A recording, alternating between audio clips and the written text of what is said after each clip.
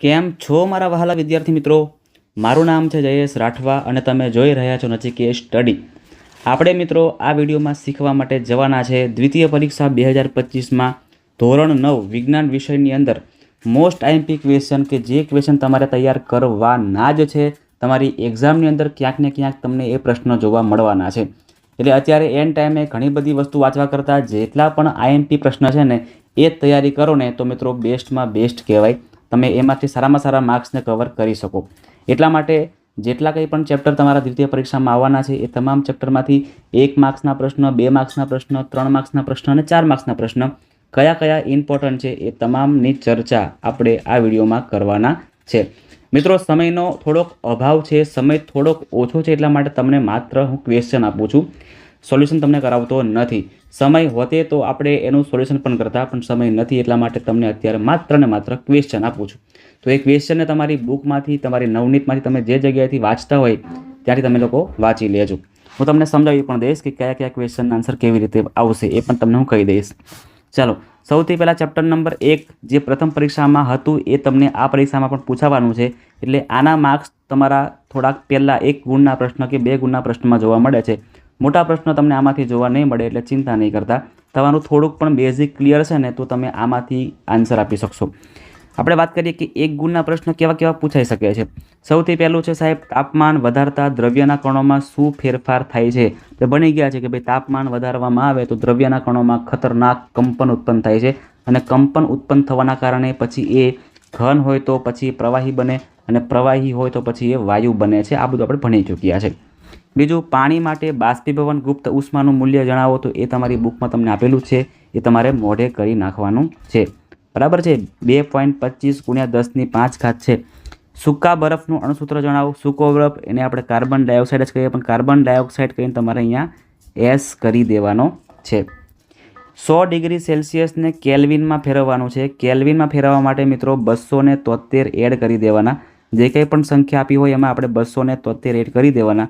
એટલે આપણને જે જવાબ મળે છે એ કેલ્વિન થઈ ગયું, સેલ્સિયસમાંથી કેલ્વિન થઈ ગયું. બરફનું ગલનબિંદુ જણાવો. બરફનું ગલનબિંદુ છે મિત્રો 0° તાપમાન અથવા તો 273 કેલ્વિન. આ બંને સેમ જ કહેવાય. અને છેલ્લું છે બાષ્પીભવનની વ્યાખ્યા આપવાની છે. તો કે ભાઈ પ્રવાહીને ગરમ કરવામાં આવે અને તો એનું પ્રવાહીમાંથી વાયુમાં રૂપાંતરિત થાય તો એને બાષ્પીભવનની પ્રક્રિયા કહેવામાં આવે છે. આટલા ક્વેશ્ચન તમારે મોઢે કરી જ નાખવાના છે. હવે 2 ગુણના પ્રશ્ન કેવા કેવા પૂછાઈ શકે છે? તો પહેલો પ્રશ્ન છે બાષ્પીભવન ગુપ્ત ઉષ્મા વિશે સમજાવવાનું છે. એ પ્રશ્ન વાંચી લેજો. ગલનબિંદુની વ્યાખ્યા મોઢે કરજો અને બરફનું ગલનબિંદુ શું છે એ પણ ખાસ. ત્યાર પછીનો પ્રશ્ન દ્રવ્યના કણોની લાક્ષણિકતા જણાવો. આ પ્રશ્નને 100% મિત્રો મોઢે કરજો. બહુ જ એટલે બહુ જ આ પ્રશ્ન મોસ્ટ આઈએમપી આપણે ગણાવી શકીએ છીએ. ઘણી બધી એક્ઝામમાં દરેક વર્ષે આ પ્રશ્ન પૂછતા જ હોય છે. ત્યાર પછી ઘન પદાર્થના 4 ગુણધર્મો. માત્ર ઘન લખ્યું છે પણ તમે લોકો પ્રવાહીના પણ 4 કરી દેજો અને વાયુના પણ 4 ગુણધર્મ મોઢે કરી દેજો. આ 3માંથી કોઈ એક પ્રશ્ન તમારી એક્ઝામમાં જોવા મળશે. અને આ પ્રશ્ન પણ મોસ્ટ આઈએમપી છે કે ભાઈ ઉનાળામાં માટલાનું પાણી શા માટે ઠંડુ રહે છે? આટલા જ પ્રશ્ન કરવાના છે. બીજા તમારે કોઈ પ્રશ્નને હાથ પણ અડાવવાનો નથી. આમાંથી જ તમને ક્યાંક ને ક્યાંક પ્રશ્ન જોવા મળશે.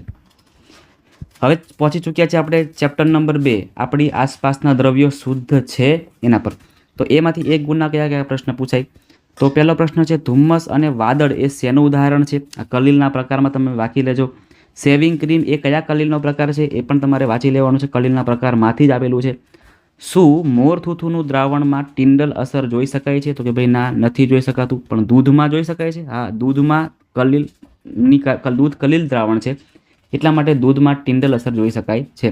સંતૃપ્ત દ્રાવણની વ્યાખ્યા આપવાની છે. આમાં તમારે અસંતૃપ્ત દ્રાવણની વ્યાખ્યા પણ ભેગા મોઢે કરી લેવાની છે. વાયુ સ્વરૂપમાં તત્વોની સંખ્યા જણાવવાની છે. કેટલી સંખ્યામાં વાયુ સ્વરૂપમાં તત્વો રહેલા છે અને ટિંચર આયોડિનનો ઉપયોગ જણાવવાનો છે. આટલું તમે ખાસ મોઢે કરી લેજો. હવે ત્રીજા ચેપ્ટરમાંથી કયા કયા પ્રશ્ન પૂછાશે? પરમાણુઓ અને અણુઓમાંથી. તો પહેલો પ્રશ્ન છે 1 ગુણનો. ક્વિક લાઇમનું અણુસૂત્ર જણાવો. સોડિયમ તત્વની સંજ્ઞા જણાવો. ઇઝી છે. સોડિયમનું લેટિન નામ જણાવો. તમને કહી પણ દઉં કે સોડિયમની સંજ્ઞા એને છે, લેટિન નામ છે એનું નેટ્રિયમ. અહીંયા લખી શકે છે કે CaO. એક પરમાણુ તત્વના ઉદાહરણ આપવાના છે જે એક પરમાણુય છે. મોસ્ટલી બધાય ધાતુઓ એક પરમાણુય જ હોય છે. દળ સંચયનો નિયમ શું છે? બરાબર છે, દળ સંચય અથવા તો દ્રવ્ય સંચય એ મોડે કરી લેજો. કેડમિયમ તત્વની સંજ્ઞા તો કે Cd છે. સોડિયમ ક્લોરાઇડમાં રહેલા આયનો Na+ અને Cl- આટલું ખાસ કરીને જોજો. 2 ગુણના પ્રશ્ન. નિશ્ચિત પ્રમાણનો નિયમ ઉદાહરણ સાથે સમજાવો. પરમાણુય દળ સમજાવો. સંયોજકતા એટલે શું, તેનું મહત્વ. મોસ્ટ IMP પ્રશ્ન છે સાહેબ, કરી જ નાખજો, અત્યારે જ કરી નાખજો. HClના આણ્વીય દળની ગણતરી કરો, જેમાં તમને Hનો આ પરમાણુય દળ અને Clનો પરમાણુય દળ આપેલું જ હશે, ચિંતા કરતા નહીં. NaClના આણ્વીય દળની ગણતરી કરવાની છે અને છેલ્લે પરમાણુયતા વિશે સમજાવવાનું છે. આટલા પ્રશ્ન 2 ગુણના મોડે કરવાના છે. 3 ગુણના પ્રશ્ન કયા કયા પૂછી શકે? તો સૌથી ઇમ્પોર્ટન્ટ પ્રશ્ન છે અને આને કરી જ નાખજો. ડાલ્ટનના પરમાણુય સિદ્ધાંતની અભિધારણાઓ. દરેક એક્ઝામમાં આ પ્રશ્ન એ દરેક શિક્ષકો પૂછતા જ હોય છે. દરેક શિક્ષકનો આ મોસ્ટ IMP અને મોસ્ટ ફેવરેટ પ્રશ્ન છે. આયન એટલે શું, તેમનું વર્ગીકરણ કરવાનું છે. દ્વિઅંગી સંયોજનો એટલે શું, તેમના સૂત્ર કેવી રીતે લખવામાં આવે છે, આ પ્રશ્ન પણ મોડે કરજો. 3 માર્ક્સમાં આ 3 પ્રશ્નો ઇમ્પોર્ટન્ટ છે ચેપ્ટર નંબર 3માંથી. નેક્સ્ટ 4 ગુણના પ્રશ્ન પૂછાય છે આ ચેપ્ટરમાંથી. પરમાણુય દળનું ટૂંકનો ટોટલી બધું લખવાનું છે કે ભાઈ કાર્બન તરફથી સૌથી પહેલાં ઓક્સિજનને લેવામાં આવ્યું હતું, ત્યાર પછી કાર્બનને લેવામાં આવ્યું, કાર્બનના 12મો ભાગ લેવામાં આવે છે. આ બધું તમારે લખવાનું છે. આધુનિક સમયમાં તત્વનું નામ અને સંજ્ઞા કેવી રીતે આપવામાં આવે છે એ પણ સમજાવવાનું છે અને પરમાણુયતા વિશેની ટૂંક નોંધ મોઢે કરી દેવાની છે. આમાં તમારે એક પરમાણુય અને બહુ પરમાણુ આખો જે કોષ્ટક છે ને એ પણ તમારે બનાવવાનો રહેશે એક્ઝામની અંદર. ચલો, પરમાણુનું બંધારણ ચેપ્ટર, એમાંથી 1 ગુણના પ્રશ્ન. પ્રોટોનની શોધ કયા વૈજ્ઞાનિકે કરી હતી? પરમાણુનો નમૂનો રજૂ કરનાર સૌપ્રથમ કોણ હતા? કક્ષામાં હાજર રહેલા ઇલેક્ટ્રોનની મહત્તમ સંખ્યા શોધવાનું સૂત્ર જણાવવાનું છે. એલ્યુમિનિયમ તત્વની બાહ્યતમ કક્ષામાં કેટલા ઇલેક્ટ્રોન રહેલા છે અને વ્યાખ્યા આપો સમસ્થાનિક. અને ત્યાર પછી પરમાણુ ભઠ્ઠીમાં આ પ્રશ્ન IMP, આ પ્રશ્નને મોસ્ટ IMP ગણવાનું છે. પૂછાય છે બરાબર, ખાલી જગ્યામાં પૂછાય, તમને ખરા ખોટામાં પૂછાઈ શકે છે. પરમાણુ ભઠ્ઠીમાં કયા સમસ્થાનિકનો ઉપયોગ થાય છે? તમને કહી દઉં, યુરેનિયમનો ઉપયોગ થાય છે. યાદ રાખી લેજો, ભૂલતા નહીં, આવતીકાલે કામ લાગશે. 2 ગુણના પ્રશ્ન. સમદળીય અથવા સમભારીય તત્વો એટલે શું? જેના ભાર, જેના વજન સરખા હોય એને સમભારીય તત્વ કહેવામાં આવે છે. તફાવત દેવાનો છે ભાઈ ન્યુટ્રોન અને ઇલેક્ટ્રોન વચ્ચે. મોસ્ટ IMP આ પણ પ્રશ્ન, આ ખાસ કરજો. ન્યુટ્રોન વિશે સામાન્ય સમજ આપવાની છે. સોડિયમ અને ઓક્સિજનની ઇલેક્ટ્રોન રચના દર્શાવવાની છે. જો Z બરાબર 13 હોય તો તે તત્વની સંયોજકતા શું હશે? તત્વનું નામ લખવાનું છે. જેમ કે Z બરાબર 13 છે, મતલબ કે પરમાણુય ક્રમાંક 13 હોય એવું કોણ છે? એવું એલ્યુમિનિયમ છે. એવું એલ્યુમિનિયમ છે. સંયોજકતા આવશે એની +3 અને તત્વ કયું છે આપણું? એલ્યુમિનિયમ. પતી ગયું. ચલો, સમસ્થાનિકો એટલે શું? તેના ઉદાહરણ આપો. આ પ્રશ્ન IMP છે, આને અત્યારે મોડે કરીને સૂજો. સમસ્થાનિકોના અનુપ્રયોગ, આ પ્રશ્ન પણ એટલો જ ઇમ્પોર્ટન્ટ છે, આ પણ કરજો. અને રુથરફોર્ડના આલ્ફા વિકિરણનો પ્રયોગ લખી તેના તારણ જણાવવાનો છે. આ પ્રશ્ન તમને કદાચ 4 માર્ક્સમાં પણ પૂછાય અથવા તો 3 માર્ક્સમાં પણ પૂછાય. તમારે આ પ્રશ્નને આખો મોડે કરવાનો છે. મતલબ કે એનો જે પ્રયોગ છે એ પણ લખવાનો છે, એના તારણ પણ લખવાના છે, એના તારણ પણ મોડે કરવાના છે અને ત્યાર પછી એની કઈ હતી મર્યાદાઓ એ પણ તમારે મોડે કરવાની. એટલે આ પ્રશ્નને આખો જ મોડે કરજો.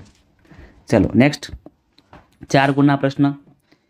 નીચે આપેલા તત્વોના પરમાણુ ક્રમાંક જણાવી ઇલેક્ટ્રોનની ગોઠવણી દર્શાવી બંધારણ દર્શાવવાનું છે. એટલે સિલિકોન, ક્લોરિન, મેગ્નેશિયમ અને આર્ગોન. તમારે આની ઇલેક્ટ્રોન રચના બનાવવાની છે. થોમ્સનનો પરમાણુ નમૂનો સમજાવી તેની મર્યાદા જણાવવાની છે. અને ત્યાર પછી પરમાણુની વિભિન્ન કક્ષાઓમાં ઇલેક્ટ્રોનની વહેંચણી કયા વૈજ્ઞાનિકે સૂચવી તેમજ જુદા જુદા ઉર્જા સ્થળોમાં ઇલેક્ટ્રોનની સંખ્યા દર્શાવવા માટેના નિયમો લખવાના છે. ચાલો નેક્સ્ટ 8મું ચેપ્ટર ફિઝિક્સ તરફ આપણે હવે ધીરે ધીરે આવી ચૂક્યા છે. ફિઝિક્સમાં કેવા પ્રશ્ન પૂછાય છે? બળ અને ગતિના નિયમો પ્રથમ પરીક્ષામાંથી ચેપ્ટર લેવાયેલું છે, એટલે આમાંથી તમને ટૂંકા પ્રશ્ન પૂછશે, મોટા પ્રશ્ન તમારે દૂર રાખવાના છે. ટૂંકા પ્રશ્ન કરી નાખજો. જેમ કે 1 ગુણના પ્રશ્નમાં છે બળની વ્યાખ્યા. ન્યૂટનની ગતિનો બીજો નિયમ શેની વ્યાખ્યા આપે છે? 1 ન્યૂટન બરાબર કેટલા ડાયન? વ્યાખ્યા આપવાની છે બળનો આઘાત. ઘર્ષણ બળ કઈ બાબત પર આધાર રાખતું નથી? ન્યૂટનની ગતિનો ત્રીજો નિયમ લખી દેવાનો છે અને વેગમાનની વ્યાખ્યા લખી તેનો એકમ જણાવવાનો છે. આ પ્રશ્ન પણ મોસ્ટ IMP છે, આ પ્રશ્ન ખાસ તૈયાર કરજો. એની સિવાય આ બધા પ્રશ્ન પણ તૈયાર તમારે કરવાના છે. નેક્સ્ટ 2 ગુણના પ્રશ્ન, એમાંય ઘણા બધા પ્રશ્નો એવા છે કે જે એક્ઝામમાં બેઠા મુકાઈ શકે એવા છે. સૌથી પહેલો પ્રશ્ન, કરાટેનો ખેલાડી એક જ ઝટકામાં બરફની પાટને તોડી નાખે છે, શા માટે? કારણ દેવાનું છે. તફાવત આપવાનો છે વેગ અને વેગમાન. જડત્વ એટલે શું? તેના પ્રકાર કેટલા છે? બળ સદિશ રાશિ છે કે અદિશ? તેનો એસઆઈ એકમ જણાવો. વેગમાનની વ્યાખ્યા આપી, તેનો એસઆઈ એકમ જણાવો. પદાર્થની પ્રવેગી ગતિ થવા માટે તેના પર બાહ્ય બળ લાગવું જરૂરી છે. આ તમારે ખાસ કરવાનો છે. આ પ્રશ્ન આઈએમપી છે. વેગ અને વેગમાનનો પ્રશ્ન આઈએમપી છે. બરફની પાટવાળો પ્રશ્ન આઈએમપી છે. આ બધા પ્રશ્ન તો મોસ્ટ આઈએમપી છે જ, કરી નાખજો. 9મું ચેપ્ટર છે ગુરુત્વાકર્ષણ બળ, જે તમારું બીજી પરીક્ષા માટેનું જ ચેપ્ટર છે, એટલે આમાં તમને વધારે પ્રશ્ન પૂછાય છે. સૌથી પહેલું 60 કિલોગ્રામ દળના પદાર્થનું ચંદ્ર પર દર કેટલું હશે? તમને ટ્વિસ્ટ કરીને પ્રશ્ન પૂછેલો છે. બરાબર, 60 કિલોગ્રામ જ આવે, કિલોગ્રામનું કિલોગ્રામ જ રહેશે. જી, સ્મોલ જીનું મૂલ્ય કયા સ્થળે સૌથી વધુ હોય છે? બરાબર છે, તો કે ધ્રુવ પ્રદેશ પર સૌથી વધુ હોય છે. જીનું મૂલ્ય જણાવો. 6.673, તમને ખબર હશે, 10⁻11. વ્યાખ્યા આપો. મુક્ત પતન. લેક્ટોમીટરનો ઉપયોગ, બરાબર છે, દૂધની ઘનતા માપવા માટે થાય છે. પદાર્થનું વજન શેમાં માપવામાં આવે છે ભાઈ? પદાર્થનું વજન સ્પ્રિંગ કાંટામાં માપવામાં આવે છે. અને દબાણનો એકમ જણાવવાનો છે. દબાણનો એકમ છે ન્યૂટન પ્રતિ મીટર સ્ક્વેર. પૂરું થઈ ગયું. ગુરુત્વાકર્ષણના સાર્વત્રિક નિયમની ઉપયોગિતા, અગત્યતા જણાવવાની છે. આ પ્રશ્ન મોસ્ટ આઈએમપી કરી નાખજો, કરી જ નાખજો, ગોખી નાખજો. તરલ એટલે શું સમજાવો. તમને આમાંથી એક ક્વેશ્ચન પણ પૂછાય કે તરલ જે છે પ્રવાહી, એ સપાટી પર કેવું દબાણ લગાડે છે એ પણ સમજાવો. એટલે ઘન એ કેવી રીતના દબાણ કરે છે અને પ્રવાહી તથા વાયુ એ કેવું દબાણ કરે છે એ તમારે લખવું પડે. જી અને જી, સ્મોલ જી અને કેપિટલ જી વચ્ચેનો તફાવત તમારે કરવાનો છે. અને ભારે વાહનોના ટાયરો શા માટે પહોળા રાખવામાં આવે છે? આ 3 પ્રશ્નને મોસ્ટ આઈએમપી ગણવાના છે. આમાંથી તમારે 1-2 પ્રશ્ન તો તમારી એક્ઝામમાં 100% જોવા મળશે. તમે કાલે પેપર લખીને મને યાદ કરવાના છો. ચોથો પ્રશ્ન છે, ગુરુત્વાકર્ષણનો સાર્વત્રિક નિયમ સમજાવી તેનું ગાણિતિક સ્વરૂપ મેળવવાનું છે. અને ત્યાર પછી આર્કિમિડીઝનો સિદ્ધાંત સમજાવી તેના ઉપયોગ લખવાના છે. આર્કિમિડીઝના સિદ્ધાંતમાંથી તમને એક પ્રશ્ન અવશ્ય પૂછાશે, એને મોઢે કરી નાખજો. હવે આપણે પહોંચી ચૂક્યા છે અન્ન સ્ત્રોતોમાં સુધારણા, જે આપણું પ્રથમ પરીક્ષાનું ચેપ્ટર છે. માત્ર ને માત્ર ટૂંકા પ્રશ્ન મોઢે કરજો, મોટા પ્રશ્ન એકેય આમાંથી આવશે નહીં. પ્રોટીન શેમાંથી પ્રાપ્ત થાય છે? ત્યાર પછી વ્યાખ્યા આપવાની છે આપણે અંતરજાતીય સંકરણની. સિંચાઈના સ્ત્રોત કયા કયા છે? એકદમ સિમ્પલ ક્વેશ્ચન છે. નીંદણના ઉદાહરણ ઘણી બધી વાર શિક્ષકો પૂછતા જ હોય છે, એટલે આ પ્રશ્નને મોઢે કરી નાખજો. ભારતીય પશુધનની મુખ્ય જાતો કઈ કઈ છે? તો ગાય અને ભેંસ, બોસ બુબેલિસ અને બોસ ઇન્ડિક્સ. પર્વતીય મધમાખીનું નામ આપણે જણાવવાનું છે. અને તળાવની સપાટી પરથી કઈ માછલી ખોરાક લે છે? તો ભાઈ કટલા જે માછલી છે ને, એ તળાવની સપાટી પરથી ખોરાક લે છે.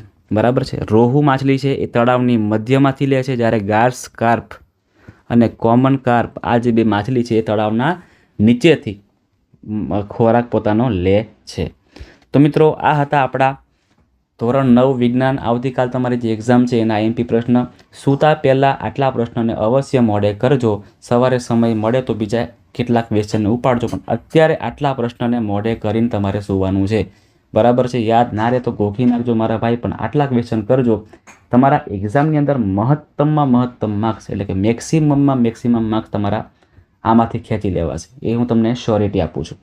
તો મળીએ છીએ આપણે આવતીકાલે, જેમાં તમારું જે નેક્સ્ટ પેપર છે એના ફરીથી આપણે કેટલાક આઈએમપી પ્રશ્નોને ચેક કરીશું, સમજીશું, અને હું તમને સમજાવીશ કે કેવા કેવા પ્રશ્નો તમારે તૈયાર કરવાના છે. આપણે કોઈ પ્રકારની ફાલતુ મહેનત નથી કરવાની, આપણે માત્ર ને માત્ર સ્માર્ટ વર્ક જ કરવાનું છે. ડન છે મિત્રો? તો તમને વિડીયો કેવો લાગ્યો? તો વિડીયોને ખાસ લાઇક મારી દેજો. જો તમને વિડીયો ન ગમ્યો હોય તો વિડીયોને અનલાઇક કરજો, કોઈ ચિંતા નહીં. બરાબર છે. તમને એવું હોય કે સર પેપર આપીને આવીએ ને પછી અમને વિશ્વાસ આવે પછી લાઇક કરશું, તોય ચિંતા નહીં, તો તમે એવું પણ કરી શકો છો. ક્લિયર છે? અને ખાસ અમારો ઉત્સાહ વધારવા માટે ખાસ મિત્રો કોમેન્ટ કરતા રહેજો.